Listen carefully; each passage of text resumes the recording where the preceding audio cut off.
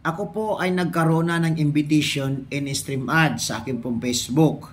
Pero nung akin po itong in-applyan, ito po ay nagkaroon ng rejection. So, nireject po tayo ang ating pong application. So, anong dahilan? Bakit ako nireject? Dahil ito po ay in-apply ko na kaagad, samantala pong kailangan pa po pala ito matanggal ang aking violation. So, na-invite po ako sa in-stream ads kahit mayroon po akong violation.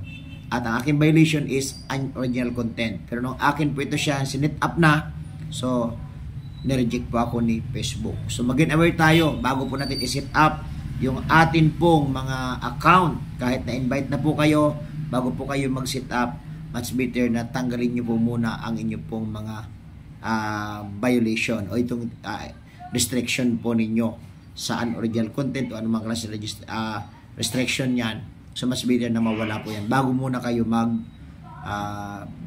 set up ng inyo pong stream ads or mga ads po ninyo even in your reels. So, pangalawang page ko na po ito siya nangyari sa akin pong mga Facebook. So, sana maging aware na po kayo. God bless at salamat sa inyong panunod.